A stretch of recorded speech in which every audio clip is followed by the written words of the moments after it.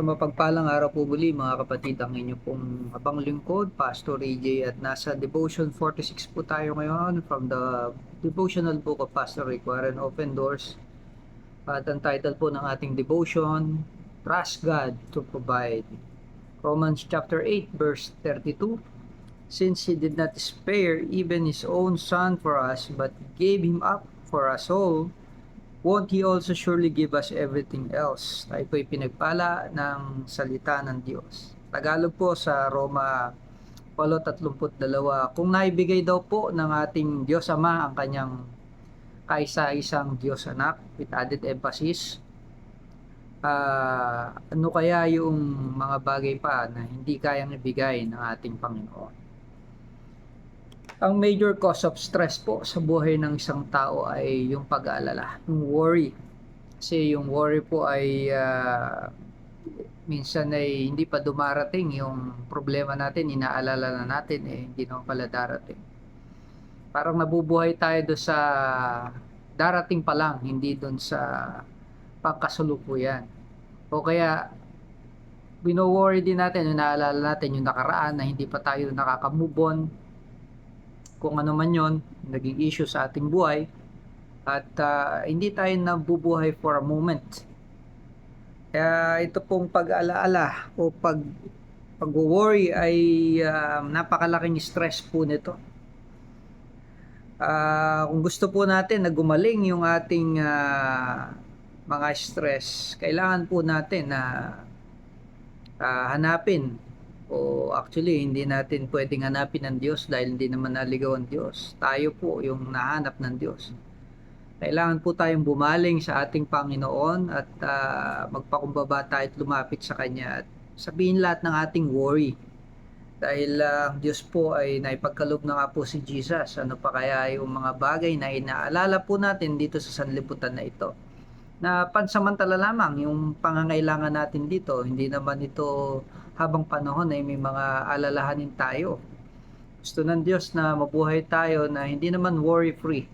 Kasi wala namang ganon. Kundi lagi natin pagkatiwala yung ating mga alalahanin sa Panginoon. Kung yung ating mga worry po na yan, dahilan po niyan ay dahil yung security po natin ay nilalagay po kasi natin minsan sa ating kapwa.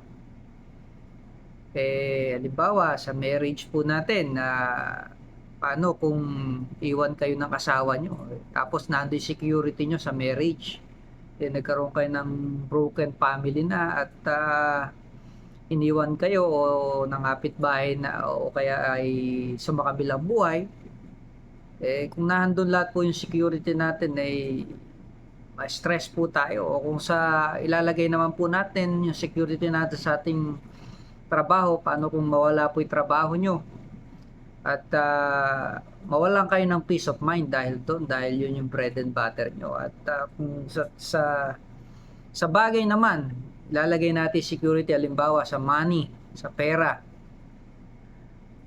Paano kung mawala po yung pera nyo, masunog yung, wag naman sana po, pero to the extreme na malugi kayo sa negosyo o magkaroon ng sakuna, magkasakit, mapunta lahat doon ng pambayad, yun yung ipon nyo po. Kung nandun po yung security natin sa money, baka mawalan po tayo ng self-worth. O kung doon naman sa ating sarili, sa ating kakayanan, paano kung humina po kayo at yung health nyo po mag-deteriorate at sigurado po yun ay tayo balang araw. Kaya bakit natin ilalagay lahat yung security natin sa mga bagay na pwede tayong mag-alala? Ito ay mawawala po kukunin sa atin balang araw. Sa gusto natin, wala pong forever sa sanlibutan ito. Kaya pwedeng ating trabaho, yung inyong kalusugan, yung inyong asawa o mga mahal sa buhay, pwede kayong iwanan. Kahit po yung mind po natin pwedeng mawala, mag-iisip bata pag tumanda o kaya nagkasakit kayo ng nabatawag po dito, yung hindi na makapagsalita po, na stroke. Yung kakisigan po natin, mawawala po lahat yan. Pero isa po ang tiyak, dahil ang pamagat po ng ating topic is trust God to provide. Kung ilalagay po natin yung ating security sa ating relationship sa ating Panginoon, sa ating Panginoong Hesus, ay ito po yung kailanman ay hindi tayo mag-aalala. Dahil ang pangako po ng Diyos, when you put your security in the promise of God, you can trust God to meet all your needs. Kaya yun po ang pinakamagandang gawin po natin. Hindi tayo mag-aalala sa Panginoon dahil secured na secured ang ating future sa ating Panginoon. If God loved you enough to send Jesus Christ to die on the cross, don't you think He loves you enough to take care of every other need in your life? Yes, of course He does. Kung naibigay po ng Diyos Ama ang pinakamahalaga sa Kanya, yung Kanyang Diyos Anak, ang Panginoong Hesus, ano pa po kaya yung mga bagay na temporary lang na kailangan natin sa sanlibutan ito? Yan po ay alam ng Panginoon. Kaya sabi niya, huwag kang mag-alala. Yung sa Matthew chapter 6, inihalimbawa niya po dun yung mga ibon na pinapakain niya kahit hindi sila nagtatanim, ay hindi ginugutom ng Panginoon po yun, ang ating Diyos sa masalangit. Si Jesus po may sabi nun. Kaya God is going to provide, is going to take care of you. That's a promise. Instead of stressing out, look to Him to meet all your needs. So yun po yung ating devotion. Trust God to provide. Ang tanong po ngayon ay ano po ba yung mga pangangailangan po natin na masyado nating inaalala? Ito man po yung financial at siguro may problema po sa pera, trabaho, wala pa rin trabaho, nawala ng trabaho, o yung buhay natin na gusto natin ibalik dati na nawala na ng sigla, o yung kalusugan po natin na nangangailangan po na tayo ng kagalingan mula sa Panginoon, o yung relationship na kailangan pong ma-fix o maayos.